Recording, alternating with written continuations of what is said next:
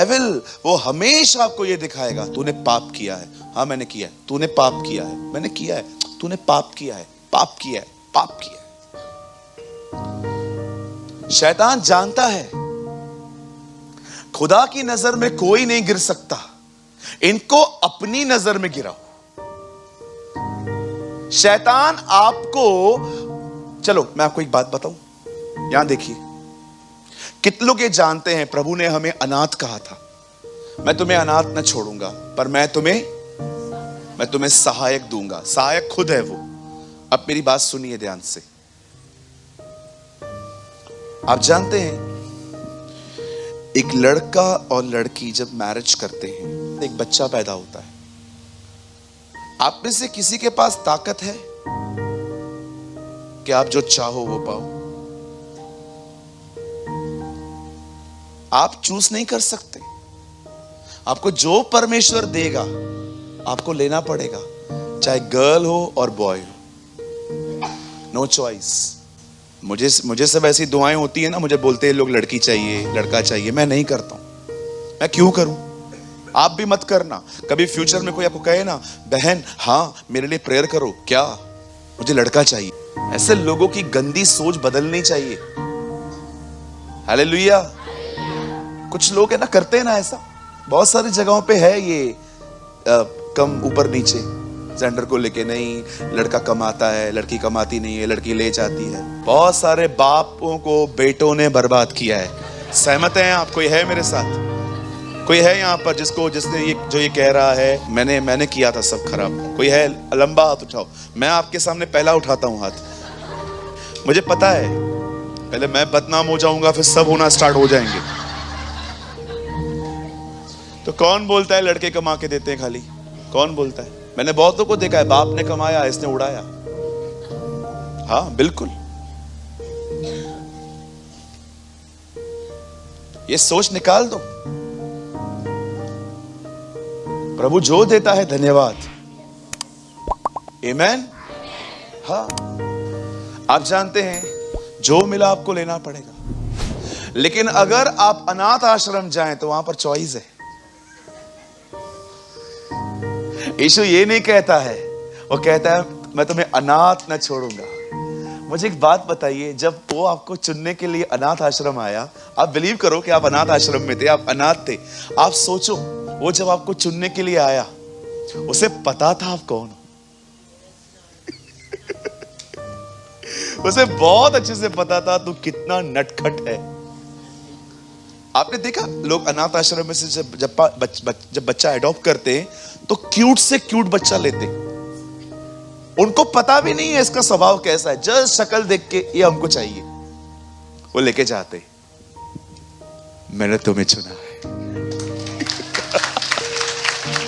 अरे उसके पास चॉइस था, तुमसे बेहतर उसको मिल सकता था, लेकिन फिर भी उसने तुम पे हाथ रखा। कोई बात नहीं, आप जब इतने बुरे थे तब उसने आपको चुना, और अब आप उसके साथ चलने की कोशिश कर रहे हो, वो आपसे नफरत करेगा। अपने अंदर खुदा का चित्र बदलो। अपने आप को गिरा हुआ फील मत करो। अपने आप के अंदर याद रखो, परमेश्वर के निकट शैतान आपको कभी नहीं गिरा सकता, क्योंकि परमेश्वर को सब पता है। वो आपको गिराता है आपकी ही नजरों में।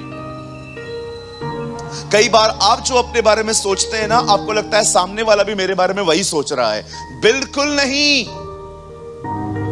बिल्कुल नहीं। मैं आपके सामने खड़े होकर कहता हूं, मैं किसी को अपनी नजर में नहीं गिराता, कभी भी नहीं, हो ही नहीं सकता।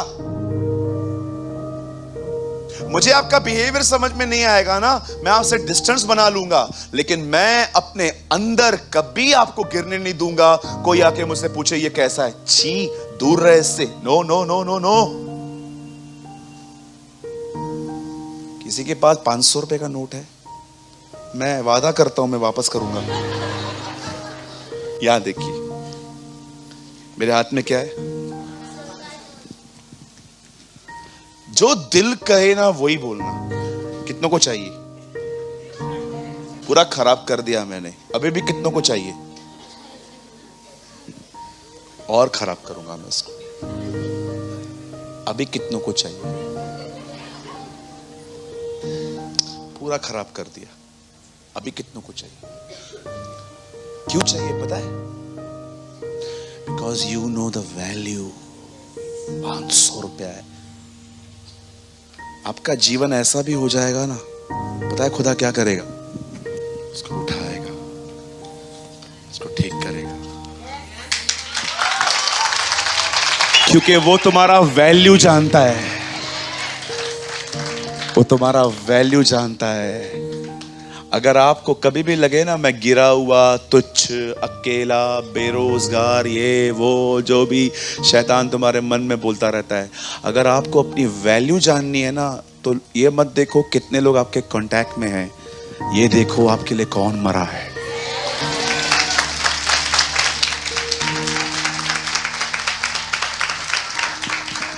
वो तुमको अच्छे से बनाएगा।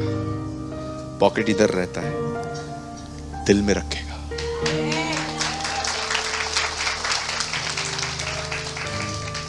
हमारा परमेश्वर महान है।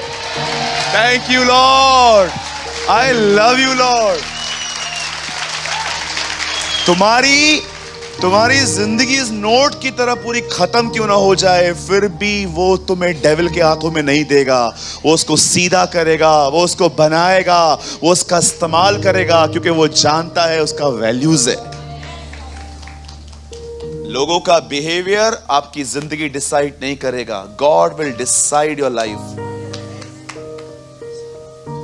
मैंने जब मिनिस्ट्री स्टार्ट किया ना, मेरे चर्च में 30 लोग आते थे।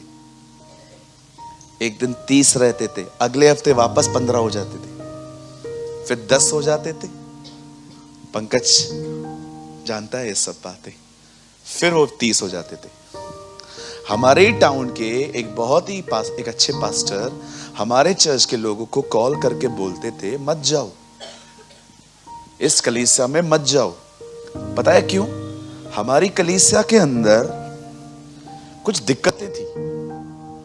पहली चीज, ठीक से बैठने की जगह नहीं होती थी। दूसरा, हम जहां पर लेते थे ना, वो पूरा बंगार होता था जगह। 3 साल तक पानी बाहर से लेके हम लोग लाते थे ताकि लोग यूज कर पाए। बट मैं आपको सच कहता हूं, बहुत टेम्पटेशन आया बंद करने का। एक तो विरोध, एक तो फिर कोई सपोर्ट नहीं मॉरल।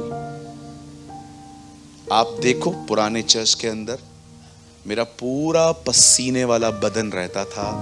वो प्रदीप भाई ने नोटिस किया था पहले कि पास्टर के ऊपर पंखा ही नहीं।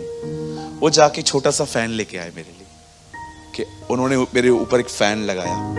मैं आपको बताना चाहता हूं, ये मिनिस्ट्री जो थी ना, जो हमने स्टार्ट की भाइयों ने मिलके, बहुत स्ट्रगल करना पड़ा। जो डे 1 से हमारे साथ में है ना, वो सब जानते हैं, क्योंकि आप में से कुछ लोग तो अभी आए, लेकिन जो डे 1 से है ना, आपको मैं मजाक नहीं कर रहा हूं, हमारी हालत क्या होती थी।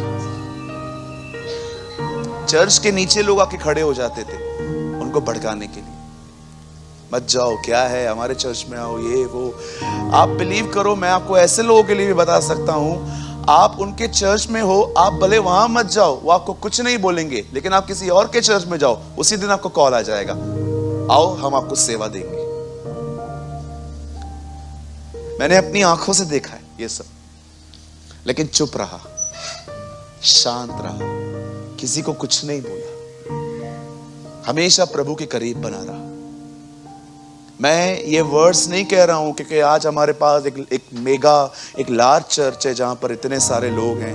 मैं जानता हूं हमारी चारों ब्रांचेस में कुल मिला के कुछ 2200 परिवार हैं, लेकिन मैं आज आपको ये बात इसलिए नहीं कह रहा हूं, मैं आप लोग को इनकरेज कर रहा हूं कि कोई खड़ा न भी रहे ना, तो भी खुदा के साथ खड़े रहो। If nobody will stand with you, you stand with Jesus.